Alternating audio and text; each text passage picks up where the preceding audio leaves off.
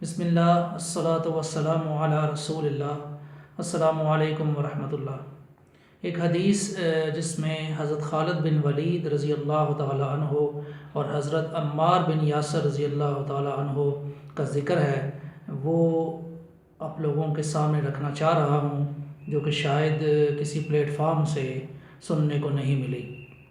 اس حدیث کا جو نمبر ہے وہ اسلام 360 کے مطابق 11,849، مسند احمد کی یہ حدیث ہے 11,849، اور مشکات کا جو نمبر ہے وہ ہے 6,256، مشکات میں 6,256۔ روایت اس طرح ہے، حضرت خالد بن ولید رضی اللہ تعالی عنہ سے روایت ہے، وہ کہتے ہیں کہ میرے اور سیدنا عمار بن یاسر رضی اللہ تعالی عنہ کے مابین کچھ تکرار ہو گئی۔ میں نے ان سے کچھ سخت باتیں کہہ دیں۔ سیدنا عمار رضی اللہ تعالی عنہ میری شکایت کرنے کے لیے نبی کریم صلی اللہ علیہ وآلہ وسلم کی خدمت میں چلے گئے۔ ان کے بعد سیدنا خالد رضی اللہ تعالی عنہ بھی ان کی شکایت کے سلسلہ میں نبی کریم صلی اللہ علیہ وآلہ وسلم کے ہاں گئے اور ان کے متعلق سخت باتیں کرنے لگے، یعنی حضرت خالد بن ولید حضرت عمار بن یاسر کے متعلق سخت باتیں کرنے لگے۔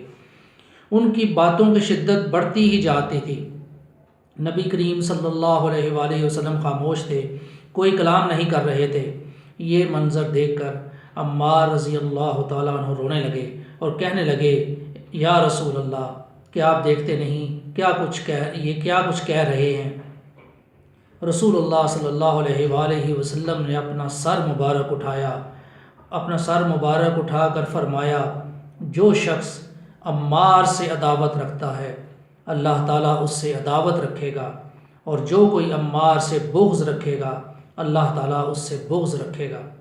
سیدنا خالد رضی اللہ تعالیٰ عنہ کہتے ہیں، جب میں نبی کریم صلی اللہ علیہ وآلہ وسلم کے ہاں سے واپس ہوا تو میری نظروں میں سب سے اہم اور پسندیدہ بات یہی تھی کہ عمار رضی اللہ عنہ مجھ سے راضی ہو جائیں۔ چنانچہ میں نے جا کر ان سے ملاقات کی اور مجھ سے راضی ہو گئے۔ یہ حدیث ہے۔ اب حضرت خالد بن ولید رضی اللہ تعالی عنہ کے حوالے سے جو دوسری احادیث شاید آپ لوگوں نے سنی ہوں گی، ان کے حوالے سے بھی یہ سوال اٹھتا ہے کہ کیا حضرت خالد بن ولید رضی اللہ تعالی عنہ نے ان کے بعد جس طرح انہوں نے اس حدیث کے مطابق کیا، کیا ان میں بھی ان موقعوں پر بھی ایسا نہیں کیا ہوگا؟ بس یہی گزارش کرنی تھی جی۔ جزاک اللہ خیرہ۔ السلام علیکم ورحمۃ اللہ۔